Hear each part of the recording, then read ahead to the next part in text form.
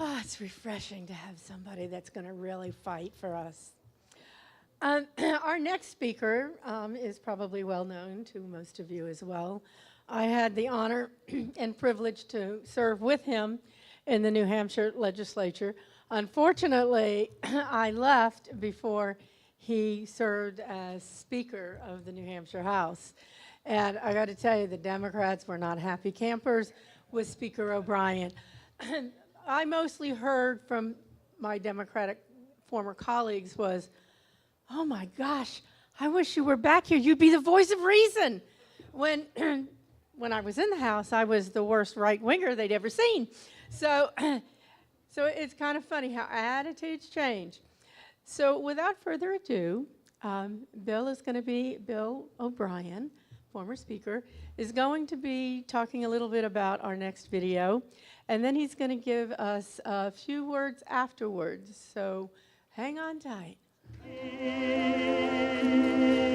When Irish eyes are smiling, sure it's like a morning spring. In the lilt of Irish laughter, you can hear the air. Good music choice. Nothing wrong with that. It's just not reasonable to keep promises, is it? And that's what upset them. It wasn't reasonable when we said we weren't going to raise taxes after they had raised 84 separate taxes to not raise taxes. That wasn't reasonable. You know, first of all, one of the things I want to say, and as I get going, is I've come to appreciate more and more, I think as we all do, President Trump and how he's working the issues here. And one of the most brilliant things he came up with was just over the last few days when he offered to send all the illegal immigrants to San Francisco. And it suggests, you know, some other solutions to problems that we have. You know, this whole concept of sanctuary states and so forth. I was thinking that we could identify Illinois and California and New York as sanctuary states where we could send our congressional delegation there, you know, and so, you know, if that's the way to get rid of them, then so be it. But there's other ways to get rid of them. We can vote them out of office, and that's our goal for November 2020, as well as re-electing President Trump. You know, I was asked to introduce this video Senator Cruz sent up for us, and I suppose it's because I was a co-chair of his campaign here in New Hampshire. And I want to tell you the very reason that when Senator Cruz came to me and he asked, would you co-chair this campaign, the reason I said yes is the very reason that I support President Trump today. That reason is that he's a man of principle, and President Trump is a man of principles. He's a man that can take the heat and has the political courage to continue on doing what is right for America. Both Senator Cruz did, and certainly President Trump did. I've been converted to President Trump. I don't think, having even co-chaired Senator Cruz's campaign, that there was a better man in November 2016 than President Trump. Weren't we lucky?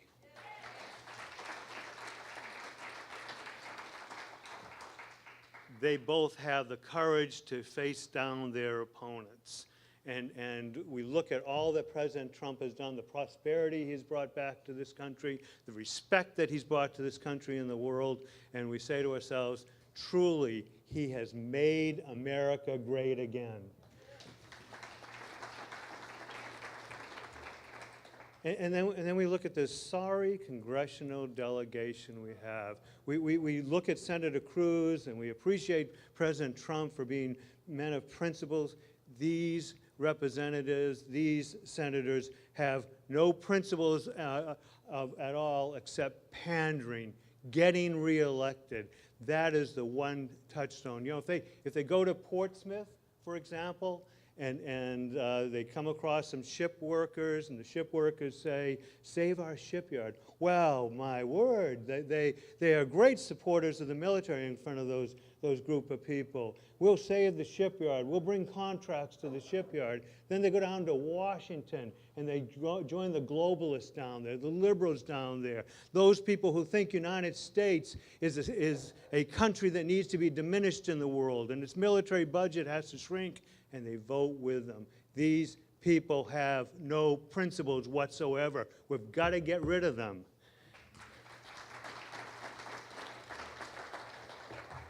Yeah, look at Jean Shaheen. She knows better when she encounters a bill that says, a legislation in Congress that says, vote to instruct doctors and hospitals to keep babies born alive well. Don't kill them. And she can't even vote for not murdering babies. Is that a person of principle? Is that someone who has taken our New Hampshire values and taken them to Washington? Absolutely not. You know, in so many different areas, you know, one of the most frightening things, most disappointing things that I think we've all seen on the national scene over the last year or so is this rise in anti-Semitism. As a child, I lived in Germany for 4 years. I lived there for about 15 years after World War II. I saw what that kind of hatred can do to a country. Why is it here in the United States, and why isn't Jean Shaheen calling it out in her own party? Why isn't she saying, stop it now? It's because she doesn't have principles. It's because one thing is important to Jean Shaheen, and one thing is important to all those other Democrats in our congressional delegation, and it's not what's good for New Hampshire, it's not what's good for the United States, it's what's good for their re-election. We've got to stop this. You know, you look at this green energy bill. It's absurd. It's a resolution that says, let's direct the government to essentially eliminate plane travel over the next 10 years. Absurd. It's a bill that says, let's put costs in place that will require every household in New Hampshire over the next 10 years to have to incur bills of $600,000 a household. And Jean Shaheen can't find it in her to vote against that. She can only vote present. You know who wasn't present at that vote? The people of New Hampshire.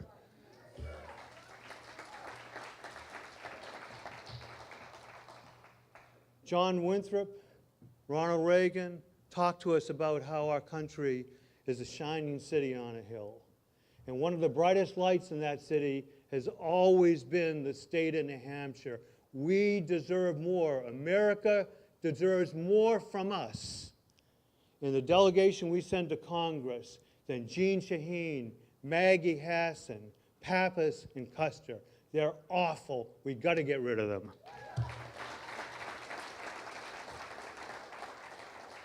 Senator Cruz, President Trump haven't forgot that our country is the last best hope for mankind.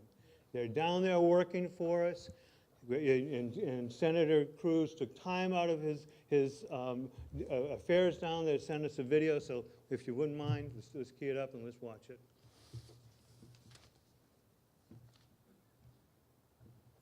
Thank you so much for inviting me to speak with you tonight. It's such an honor to address so many friends and patriots for this historic 603 Alliance dinner.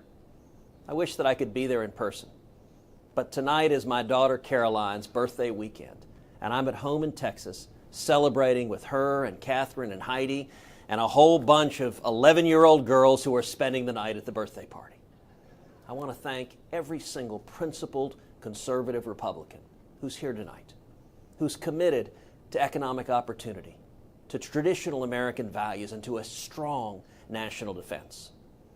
There are a lot of voices these days calling for higher taxes, voices that mock the sanctity of human life, or who want America to abandon its place in the world. There are politicians who don't want to enforce the law, and media who turn their backs on the interests and values of regular Americans. But the men and women who are gathered here tonight represent toughness. principle, resolve. You represent the party of Lincoln. Those who fight for the truth, those who fight for our country, and those who fight for the freedoms of our fellow Americans. Together, we have accomplished so much the past 2 years. We've achieved historic tax cuts for families and small businesses all across the nation, and bonuses and higher wages for millions of hardworking Americans. Because of tax reform and deregulation, we've reached record low unemployment across the spectrum and historic lows for African American and Hispanic communities. As a part of tax reform, we struck at the heart of Obamacare and abolished the individual mandate. And we've been confirming strong constitutionalist judges for seats on the U.S. Supreme Court and all across the nation to stand on the side of the rule of law and the American people. And we have a president that seeks to protect our countrymen, to build a wall, and to finally enforce our immigration laws. But there's still a lot of work ahead, and that's where you come in. We should be working to make the middle-class tax cuts permanent and to abolish the death tax. We may have eliminated the individual mandate, but the broken, unfair, unworkable framework of Obamacare is still in place, and we need to finish the job. We also need to crack down on cities that are deliberately defying the law and choosing instead to harbor illegal aliens, including criminals. Our cities must first and foremost be sanctuaries to law-abiding American citizens. And we need to fully support our border security and build a wall. My great thanks go to everyone here tonight. You are the backbone of our Republican Party. It is the folks in this room that will work in 2020 to win back Congress, to grow our majority in the Senate, and to re-elect President Trump. Your support is invaluable to your state's future opportunity and to our country's prosperity. And I'm blessed to stand shoulder to shoulder in the trenches with each of you. Thank you. God bless the state of New Hampshire, and God bless the United States of America. Hello, New Hampshire. Thank you so much for inviting me to speak with you tonight. You know, there's few times that I disagree with my friend Ted Cruz, but as the father of 2 daughters, I'd rather be here with you than at a pajama party. I got to tell you, you know, there'd be no role for me there, but God bless him for going back to Texas for that. You know, look at Jeanne Shaheen is coming up for election, as are the 2 congressional seats from New Hampshire. We've looked at that race very closely. We've looked at her history over of running for re-election, running for governor, and except for her first race, she doesn't get above 52%. This is going to be a great election for Republicans coming up. If we choose a strong conservative, then what Senator Cruz has said to me will be able to provide to the Senate. And what Senator Cruz said to me is, Bill, we need someone to join me and Rand Paul and Mike Lee and the Freedom Caucus to pursue all of the Republican principles that all of us have been fighting for over the years. So I'm going to come to all of you over time and talk to you about that.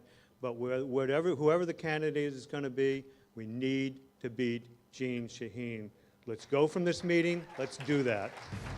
Don't lose your grip on the dreams of the past. You must fight.